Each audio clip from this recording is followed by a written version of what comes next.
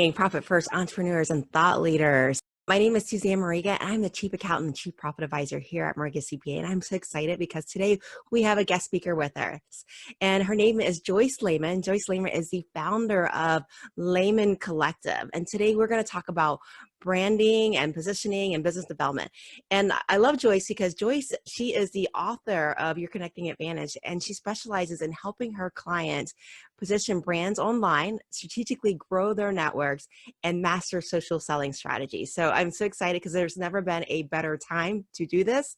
And especially in our market where things are changing, this is a conversation that we all need to engage in. How are you doing, Joyce, today? Hi, I'm doing great. Wonderful. That is great. Now, Joyce, you have an interesting background, and we are so excited about hearing all that you do. I mean, there's been so many changes that have happened, with COVID-19, just how we've done business in the past. We can no longer do it this way ever again. So, Joyce, tell me a little bit about what you do, how you found it.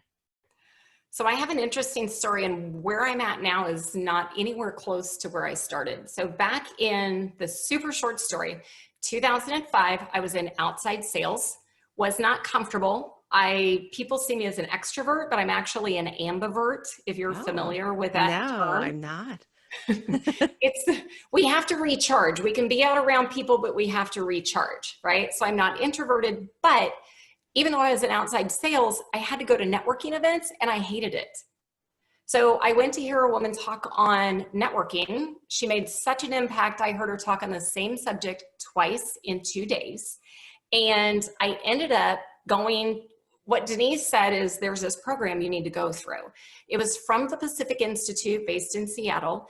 And think cognitive psychology, social learning theory. So truly performance mindset, habits, attitudes, beliefs, expectations, and literally shifting culture within organizations and performance, right? High performing teams as well as individuals.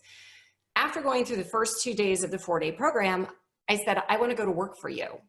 So I took this shift, right, from where I was at to going to work for Denise and Alan. And out of 100 project directors globally, 2 happened to live in Kansas City.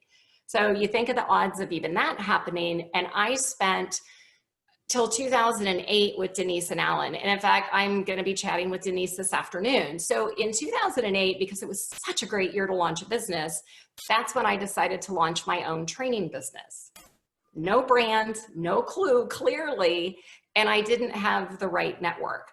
So the work I do today is based on all the mistakes that I made growing my business. In fact, in the introduction to my book, I talk about the $23,000 worth of mistakes. So I went to all these experts and I hired them $13,000 for a website with a 2-camera video shoot, trademarking, branding, that whole thing. And out of that, I needed to do a couple of things. So it was with that, I was still, keep in mind, I was doing training on performance mindset, right? And I was speaking at conferences on that. But it was through all this process that really the shift happened around 2014. Because I loved networking, I loved connecting with people. So a former wallflower, if any of you hate networking, I'm now known as a connector. And I learned from Denise Mills and also Bob Berg, who is the author of The Go-Giver and Endless Referrals, became a friend, thanks to Twitter, by the way. But now what I do is, as you mentioned in my intro, I now know how to position my clients online. Because if you want to go sell anything, and the clients I work with tend to be solopreneurs and small business owners. They have to do sales. They either don't like it or they're just bad at it, right? Because they have a skill set and that's where they want to focus. But the first thing I do is we help them get positioned. Same thing I had to do, right? Let's get a website. Let's understand how to use LinkedIn strategically or whatever social platforms that you're on, how to grow your network. Because if somebody makes an introduction on your behalf, then it's going to shorten a sales cycle, no matter if it's a product or a service, but ultimately how to use technology to be able to, and social selling, right? That's the term. If I say business development, not everybody's going to relate to that, but we're in a social selling world. The world shifted in March. It literally shifted how you do business. I've officed from my house. I mean, that's where I've always been.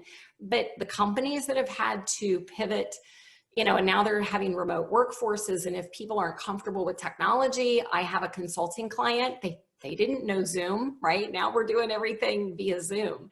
So it literally, like I said, started in mindset. Still some of the quirks when I'm getting people to make major shifts in their business, it goes back to this. You got to understand negativity bias and comfort zones and all those things, but you need to have the strategy behind it and then the right technology tools to be able to produce it.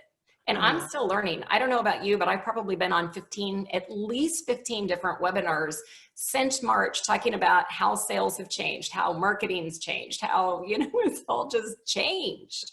When you think about social selling, it's actually using social media. That's a big part of it, but it's not just that, right? That's only one aspect. But if you think about in digital marketing, that may be another term that's, not as familiar for some people. But instead of just sending out an email, it's how to actually create an engagement strategy, how to connect people, right? Using LinkedIn, using Facebook. I work with law firms because of Facebook. And the managing partner of an international law firm reached out to me in a private message 3 years ago. I never would have focused on attorneys before, but they're a perfect fit. Professional service provider, they hate business development. But it's understanding how to use that as part of a sales process. So it's engagement. It's not just hammering. And I should say, if you've ever been to a networking event and somebody immediately walks up and they're trying to sell you something, they're handing you a card and they're just kind of pushy, people do that online. So when I'm talking about social selling, it's not immediately reaching out and trying to sell a product or service. It's all about developing relationships. And social selling gives you the opportunity to do that. And even more so since we can't have all the coffee meetings right at the coffee shops that we went to.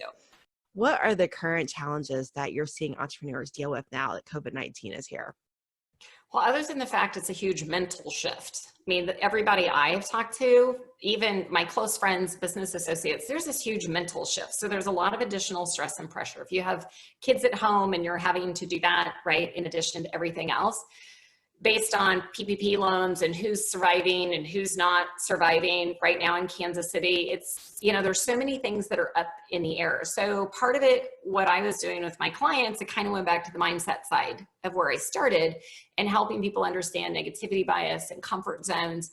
In fact, I did a Facebook Live at the very beginning. It was on my personal page, not my business page. But, I'm one of those that, to me, the pandemic has not been a big deal because I had my 58-year-old healthy brother pass away unexpectedly in front of me in the ER on March 2nd, out of the blue. So thank goodness I was able to be there. Thank goodness they got him back to the point I could tell him I loved him. But it was one of those things where dealing with all of that, right? So it's like I lose Craig. I have an older brother as well, that he's still great and healthy and everything's fine. But it's been the mental aspect. And one Friday, I was supposed to be speaking at a panel discussion the next day, right? Everybody was still alive. And I was texting a very dear friend of mine who's also a business accountability partner for me.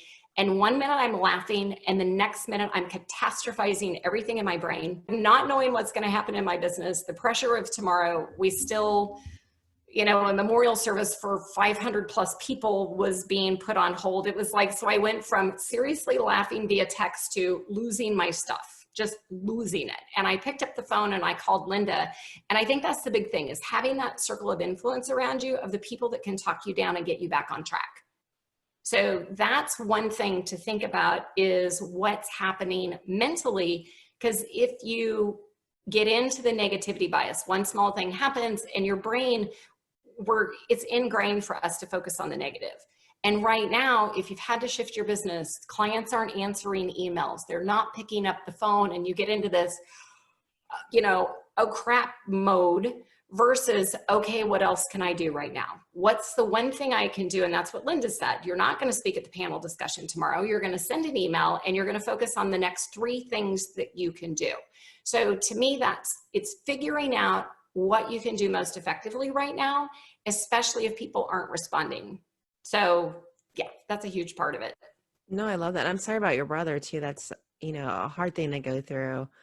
He keeps sending signs to everybody in our family. So, we know he's here and I got to be with him. So, and I appreciate that very much. But the mental aspect of all of this, It's focusing on what you can do, not what you can't do, recognizing, but having the accountability partners. I've always had accountability partners in my business, and you've got a great group of women, right, within your community. And so whether it's somebody new, like you and I just had the chance to meet, or somebody you've known for a while, give somebody the ability to say, hey, you know, did you notice yourself saying that? Or what can I do to help? Just reaching out and touching base.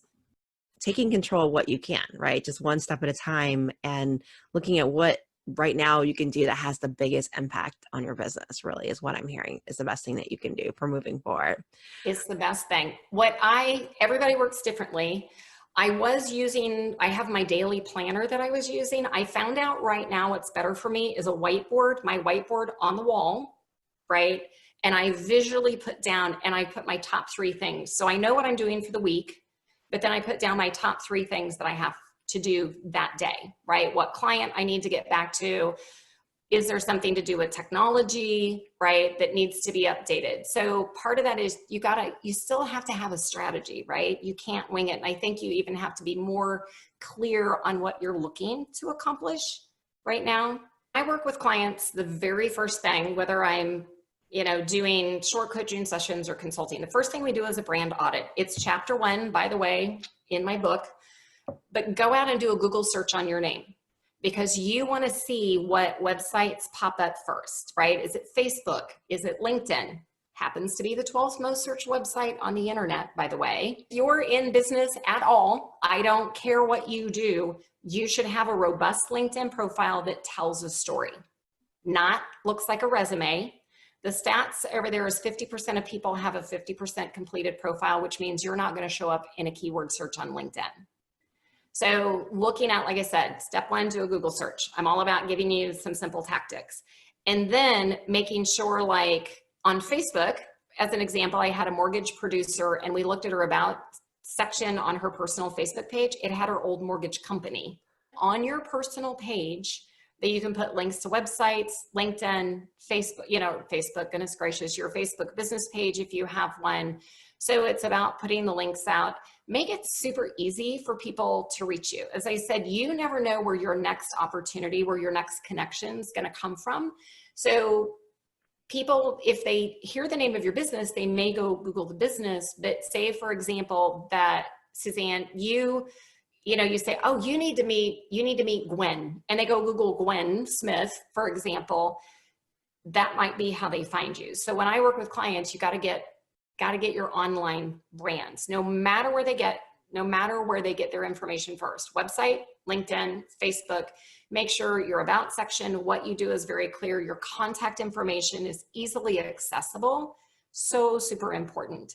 And also your message is clear. So as an example on LinkedIn, if somebody reads your headline, and since I can't actually show you my LinkedIn profile, I'll talk you through it. But like your headline, one of the things I do for my clients is say, put it in all caps, but it shouldn't be your actual title. Because if you say CEO or I'm a CPA, well, guess what? I worked with a CPA firm, 16 different profiles, but they all had a specialty. It's kind of like attorneys have practice areas. If you do coaching, a lot of people think I'm a life coach. I'm not a life coach, because they hear coaching and it's what you're familiar with. So use your headline, but put it in caps, because when you look off to the side where it says people also viewed, it's kind of like clickbait for the eye, and it'll draw attention. And then once again, your LinkedIn profile should tell this amazing story in your summary section about your background and what makes you unique. So in today's social selling world, if you go out and everybody's saying the same thing, and wealth advisors, I get this, they have to deal with compliance, and a lot of times the company controls what they say. But it's about how you differentiate yourself from your counterparts in your competition online. As I said, no matter what platform you're on, even on your website, what makes you different? So that's where you're going to have to work on your message. Also, images are super, super important. We respond to images 60,000 times faster than text. So an image can speak volumes. Your background image on LinkedIn, customize it. They give you that standard blue one on your Facebook. Even if it's on your personal page, once again, there's things that you can do because you know this, you've got your group and you've got your business page. Facebook wants you to pay for ads so you can do things strategically through your personal page to drive to your business page, LinkedIn. Like I said, I work with attorneys because the managing partner of an international law firm reached out to me on Facebook. I didn't know we were friends. That's why I'm doing work with multiple law firms in the city. That's why, once again, your best connections can happen the least likely places. So get positioned. For those that have a limited budget, you could use your LinkedIn profile if it's done well as a website, but even like about.me is a great place that's almost like a landing page, and you can get that for free. So once again, like when I was starting doing keynotes, when I launched my business in 2008, I really didn't have a brand. So I'm reaching out to people, selling myself as a keynote speaker, but I hadn't done keynotes. I had to go sell myself and my expertise. So my presence had to look like I was worth paying for. And then I had to deliver, so then I could go do it again. So that goes back to whatever you can do. And also that social media content, right?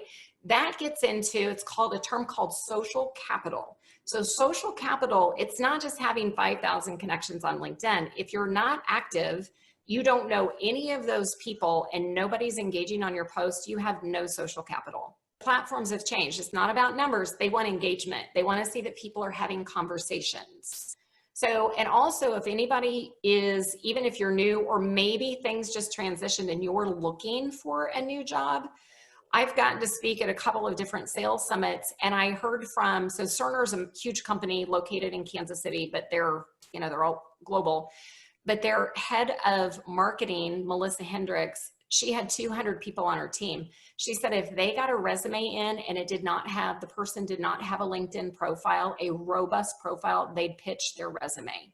Oh, wow. So if you're in a job search, right, it all goes back to, like, even if you're creating materials, you're brand new and you're starting out and you can't really afford to pay somebody to do, like, people typically don't send letters. However, there's cool things you can do with your email signature that are pretty inexpensive. You can go find Word templates that if you have a resume, go find it on Word and plug it in versus black and white. So kind of think about all the things you can do to position yourself. You don't have to spend a lot of money, but it's going to take a little thought to get there. The other thing is the minute somebody reaches out, right, they do a Google search or they respond, even the email, that first email that you send can mean the difference if they're going to respond or not. This is where I'll get into, you need to have a CRM. If you don't know what a CRM is, customer relationship management system. I use Agile, it's $10 a month. And it gives me sales, marketing, both sides, right? So I can do both. I can see who's opened emails. So using technology to make your life easier can certainly help, but it's all about, kind of like me when I started, how do you look bigger? How do you look like you've been in business for years when you may have just started? Got it. No, that makes sense. You know, I saw one of my colleagues, they were showing a sample of their business card. I can't remember the last time I gave my business card, you know, because now it's all, you know, oh, look me up on LinkedIn, or like, here's my Right. email signature, you know, maybe at a big conference, but you're right. I mean, it's like, it's all digital now, right? It's all digital. Nobody uses a paper business card anymore. It just doesn't happen, right? Right. I will tell you though, one of the things that I talk about, the power of a handwritten note. So if Mm. you really want to differentiate yourself from your competition, say you're calling on a new client, the things that I'm recommending my clients do is use video. So video mail, for example, Agile, you can send a 90-second video as part of the email. Another very inexpensive platform is called Loom, Loom, and I think that runs like $60 or $70 a year. But you can get a free trial with it. You can actually get you can get a free account, but it won't let you track how many opens you've had on something. Oh, wow. So say, for example, you and I never had a chance to meet. I see you and I want to develop a relationship with you. The very first thing is if I reach out immediately trying to sell you, that's not going to fly. In a Right. social selling world, right, you want to reach out and establish just a conversation, a relationship. If you got a video email from me that said, hey, Joyce Layman here, we're connected over on LinkedIn, I just wanted to reach out, and you get to see my face, Stats prove that video increases open rates. Email subject lines are huge as well. So you've got to be very careful on the actual subject line that goes into that. So those are a couple of things. Like I said, Loom is super inexpensive. If you don't have a CRM, go get Agile. I've tried 5 different ones. Agile's the one that I use and I recommend my clients. Like I said, $10 a month, hard to beat. I was paying $60 a month for Contactually. Great platform, just why pay for it, you know, if you get all the bells and whistles somewhere else. Oh yeah, But definitely. I remember when I first sent my first, I can't think it was a Loom video. Like I had to tape myself a couple of times because like I was like, ooh, I don't like how this looks. You know, I don't like ooh. I didn't say the right word. Ooh, I stuttered. You know, it's a whole different thing getting comfortable with that.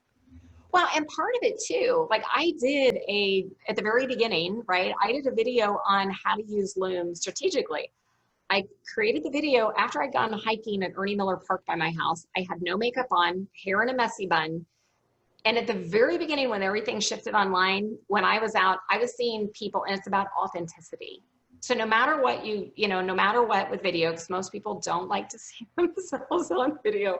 So I totally get it. It's about authentic communication.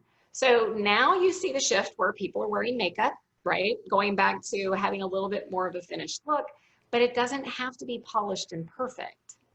And if you're really terrified of video, say, this is a really new thing for me, but I wanted to put a face to a name, right? So that's why I'm sending this out. So you can be authentic that way. And as someone who's done keynotes since 2008, I still have to record videos, multiple times on occasion. Oh So yeah. that's the other trick of the things that I shared in the videos. Once again, get your computer up, right? You don't want to be looking down. You want to have good light in front of you. You can go get like a round ring light to put around. Like I've got my actual lights that I use for my YouTube channel just because the lighting in my house wasn't good.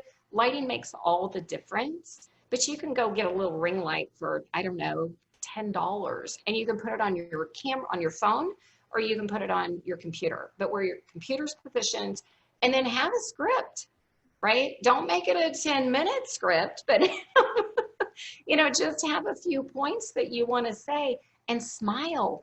Your voice is going to come across different. Put a Post-it note on your computer that says smile. Once you do it a few times, it'll become easier, much easier. Definitely. And who's expecting someone to send a video mail? You know, who's expecting an accountant to send a video mail, right? An accountant. Right. Right. I know that makes you so not like everybody else, which is great. The other point I'm going to make on video too. So going back to LinkedIn for a minute, you have to be approved to do a LinkedIn Live. Unlike Facebook Live, anybody can do LinkedIn Live. They're going to go do research on you. However, you can do LinkedIn native video.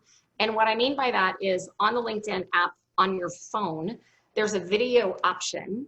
You can delete it before you make it go live. So if you don't like what you did, then you have the opportunity to delete it. When everything first started happening, I did, and it was about 4 minutes on strategic networking, how to use LinkedIn to strategically network. I got around 200 views. When I went to Ernie Miller Park, it's like 5 minutes from my house, and it's how I've managed to maintain sanity. I'm standing in the creek. I collect trash. Every time it rains, more trash comes down the creek. The video was 1 minute and 40 seconds long, and it talked about how to spark creativity. It had over 900 views. Wow. Over 900 views. So play around with the messaging. So that's going to be different if you're reaching out to somebody for the first time, right? More in a business sense versus you just want to get your name out. You want to get your brands out there to the world. Do lives on Facebook on your personal page. Don't make it salesy, but you can still do that, right? Keep them short. I'd say 3 to 4 minutes tops.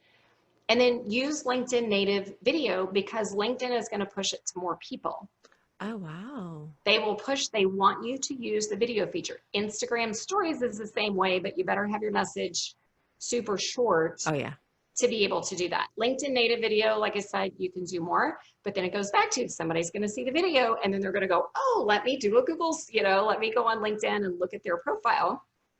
Interestingly enough, like Mariner Wealth Advisors, they're a nationally recognized firm. They're in Kansas City. The CFO of Mariner sent me a connection request on LinkedIn because of the ball cap I was wearing. It was for SD Strong Distilling. He knows Steve Strong. I know Steve Strong. And that's why the CFO of this very prominent organization reached out with a connection request. That is interesting. It's all about creating, right, a connecting advantage. You never know where your opportunities are going to come from. That is amazing. So make sure you're using the LinkedIn video if you want to get higher reach, okay? Definitely. Native video. And like I said, you're a CPA, right? So what you do is very different. A good friend of mine is an attorney for high net worth, for high net worth clients. She's doing a LinkedIn series. The very first thing is on healthcare directives, because I don't know how many people don't have a healthcare directive right now, and you better have one, because if you end up in the hospital unexpectedly, and especially she brought to mind, and this is only going to be about 3 minutes on LinkedIn, like if something's written that you don't want to be on a respirator, you better take that out, because guess what? With the virus that's happening, you have no control over what's going on, and your healthcare director says, do not put me on a respirator. I need to talk on a respirator.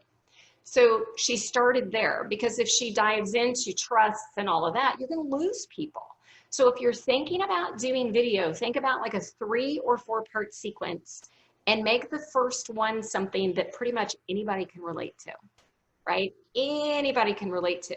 And then just kind of ease into it, versus if you get too specialized, then people might not come back to say, what are they going to talk about next? And you can even set it up with, on my next video, I'm going to, you set that up. Then when you do the first video or second video, then you say, on my first video, I talked about this. On my second video, I'm talking about this. And then always do a call to action at the end. Connect with me on LinkedIn, check out my website. Here's a free download, like go to my website, here's a download, shoot me an email. I've got a free whatever it is that's additional value. Wow. So that's the other piece with social selling. Value, value, value, sell. So you want to add value, want to add value, want to add value, and then you're going to make a soft sell. So like in LinkedIn world, if that's what you're using for social selling, then how do you get in front of the right audience? How do you, like, as much as I love my mom, she's never going to buy from me. Right. Exactly. LinkedIn has a fantastic search feature. You can research by company, by person, keyword, whatever that is that you're looking for. And then it's just a matter of reaching out. Always send a customized invitation to connect on LinkedIn. Always customize the note. Do not send it from your cell phone, because what's going to happen, you have to do an additional step. And if I get a request, so if anybody sent me a request to connect on LinkedIn right now, I don't know who you are, I may not respond. But if you say, hey, I'm listening to the Profit First Masterclass recording and I want to connect with you, I will absolutely connect with you. So once again, it's about make it easy. Just remember that, make it easy for people to connect with you. I like that, definitely. I think LinkedIn has Sales Navigator and things like that. I know how many people I hit connect with and I don't see anything. And I wonder if they're thinking to myself, like, what in the world does this woman want? Send them, I used to do the same thing, but send a customized message. And then when they accept, send a follow-up. Create the rapport. Why is social selling the wave of the future compared to our traditional sales? So if you think a traditional sales approach is typically a cold call, you're going to have a 2% stat show, 2% opportunity of selling somebody if you reach out cold to them with an email. If you happen to stop by their business, which guess what, right? We're pretty limited on what we can do. So traditional sales approach, it's literally you're making how many phone calls a day, you're sending how many emails a day, and it's not about the engagement. It's not about developing a rapport. So I always say, think about like you're at a networking event. It's the difference of you're walking up immediately trying to sell somebody something versus I want to get to know them, because you don't know where the opportunity is. I've met my 3 best friends at business events. My 3 best friends I met in business. I've had business come from the least likely places, as I mentioned, working with law firms through Facebook, right? Because of Perry Brandt. but also, and Twitter. And once again, I've gotten business literally via not Instagram yet, but definitely LinkedIn, Twitter, and Facebook. But it goes back to, if you're taking a traditional sales approach, I'm reaching out specifically to you and I'm trying to sell you something, versus thinking about, you may be this referral partner who has this amazing center of influence. If I sell you, it's a one-time thing.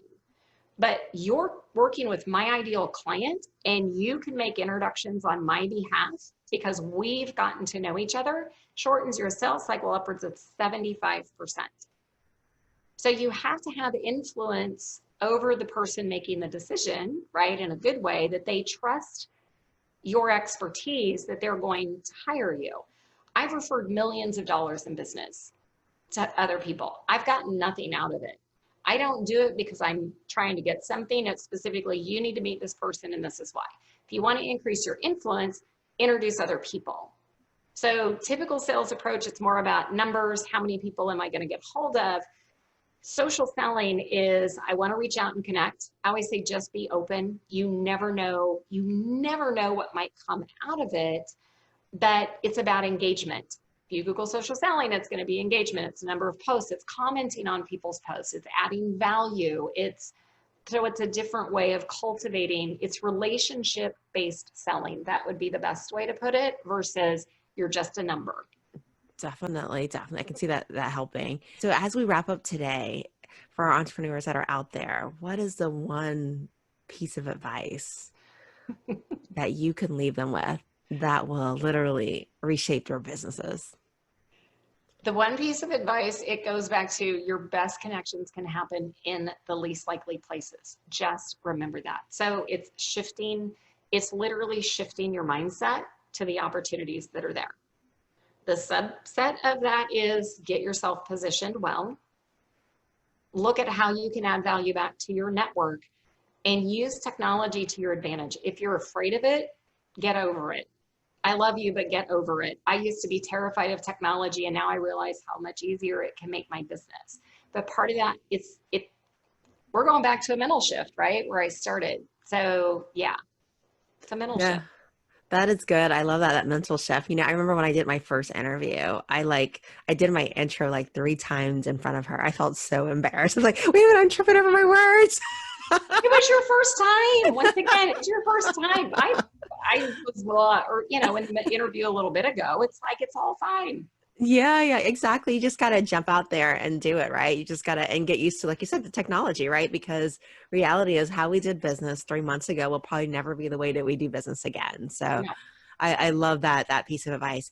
I know that some of our viewers are going to definitely want to contact you to be able to really start to build a robust social media profile and to really start to position themselves. I know that one of the best ways to contact you is directly through your website, which is joycelayman.com, JoyceLayman.com. Joyce, what other ways would you like to be contacted with? Reach out to me on LinkedIn. Send me a customized invitation to connect. That would be great. I am on Instagram, but Facebook and LinkedIn are the 2 platforms I use the most. I'm on Twitter. I just don't check it all the time. So if you need to get a hold of me, and my email is super easy, joyce@joycelayman.com. I love that. So listeners out there, viewers, definitely contact Joyce Layman, joycelayman.com with an Layman, joycelayman.com. And also check her out on Facebook and LinkedIn and follow her for great up-to-date advice on how to really be able to position your brand using social media. And if you want a playbook, this is on Amazon. There's a tactic on every page. I've had people say it will take you 3 months to get through this if you do everything I tell you to do. Oh, wow. Yeah. Definitely. So rebrand yourself, reposition yourself. Definitely check out the book, Your Connecting Advantage. Thank you, Joyce, so much for joining us today. I appreciate everything. Thank you for the opportunity. Thank you. Okay. Bye.